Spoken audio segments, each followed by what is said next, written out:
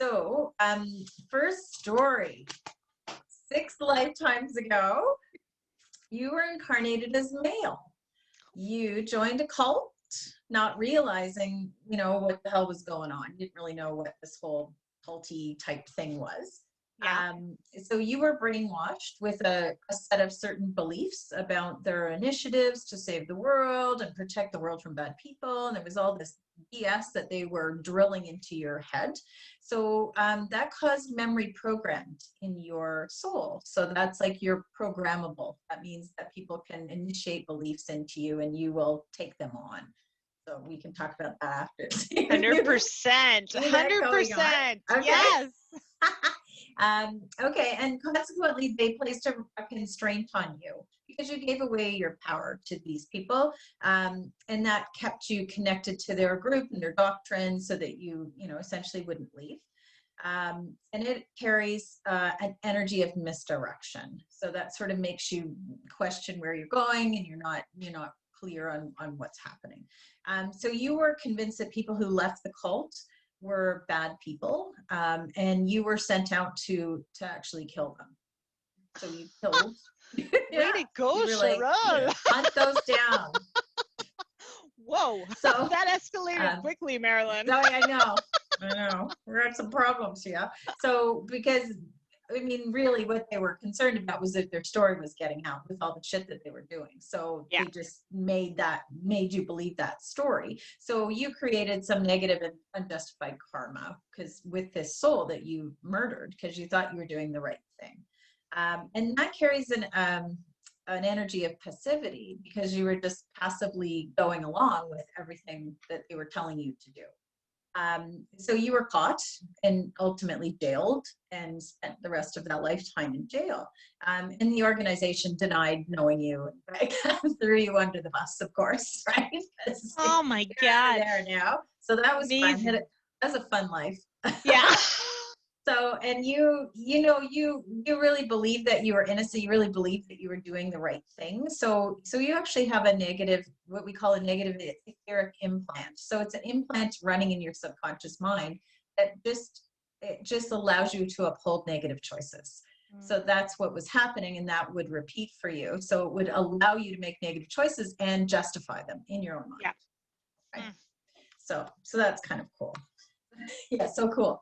That is cool. That makes sense. I mean, that makes sense because I broke that barrier, right? Like I could see that in my earlier years, right? That kind of playing out again. So okay. Yeah. So was there particular situations where you feel like you were programmed? Did you fall in with shitty people? And yeah, like even just like my ex-husband or my parents, right? And their like ideas and concepts, and not really like having thoughts of my own until my foundation was ripped out. And then I had to really like reflect, this wasn't serving me, right? So right. So do you still feel like you're like that you can have a tendency to go along? Like, is it hard for you to stay broken free from that? Or do you find that you have to really work at it? Now I'm very aware of how different my thought processes are to other people. And I'm like really like proud of that now, that I'm able to stop and reflect and not just drink the Kool-Aid. Okay. Because I feel like a lot of people drink the Kool-Aid, and a lot of people in my realm drink the Kool-Aid, and it's like I'm processing and taking things on my own, right? So right. It's kind of cool. Right. I like that. Yeah, excellent. Well, and releasing this and clearing out the memory program will just give you hopefully some ease around that. So you don't have to, you'll just do it naturally. You won't have to be so aware of it happening. Yeah. It'll just sort of be a natural thing for you. So that's nice. Cool. Yeah. And the constraint is there, have you given your power away, or had you done that with your parents? I mean, it's sort of along the same lines. When you start believing what the people that you're around with, they're sort of constraining you in that way. You're giving your power away to them, to people who you think are taking care of you or trusting. Yeah. So that's another one to release. And then just having that misdirection. And again, that could be earlier in your life. So that's kind of repeating for you, that sort of not having the right direction. It's taking you maybe a long time in your incarnations to find your way. So maybe less time now. That's really cool. Yeah. I feel like this lifetime's really healing a lot of like the unclosed issues. Like it was like so much of it fluxed in that first half. And then my second half, it's like you either chose to like deal with it or you didn't. And it's like just been hammering through it with an axe. Yeah, it really is. And it's really, I think it's like something really traumatic has to happen almost before you can move that. And sometimes I talk to people and say, you can keep going like you're going, but something's going to give. So whether it's your mental health or your physical health or something, and almost 100% of the people I talk to, something has happened that has made them turn a corner. And it's like, you got to catch it before. Like well, those and expenses. the thing is, you're so stubborn, the universe sometimes has to bitch slap you. Right? Exactly. So it's like you won't really fully understand and grasp it until like your world's taken from you, right? So it's kind of depends where you're at with your journey. Right. Yeah. And silly funny story. We were having an ice cream cone on Sunday and we were talking about how we want to lose weight, I want to get in shape, and I had this much left in my ice cream. I said, oh yeah, I'm gonna start doing it. And literally it flew out of my hand. Okay. Yes, I hear you. Stop eating the effing ice cream cones. I just laughed and I looked at Mom and I'm like, yep, that was my oh my God, that's your spirit guide just saying like, listen, bitch. You're saying this because I'm yelling at you. I know. Oh, I love that stuff. Those are cute. Those are cute. When you get hit by a truck, not so cute. But,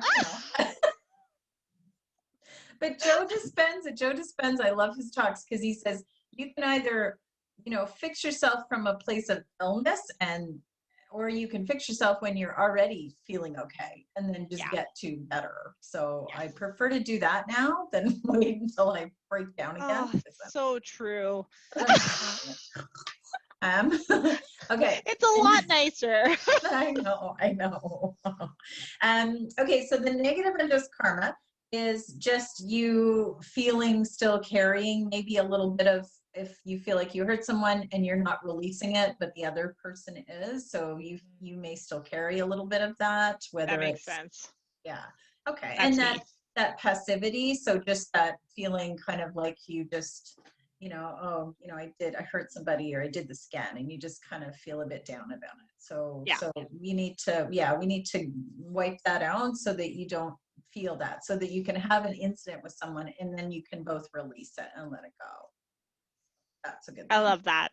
Okay, cool. And the negative etheric implant, just that follows along with the memory programmed and all those things. It's like you have a piece of software that's running in the background that says it's okay for you to make negative choices, to uphold negative choices. So once you clear that out, that means now I can make positive choices for me. Now I know the difference. Now I can associate those positive choices a bit easier, right?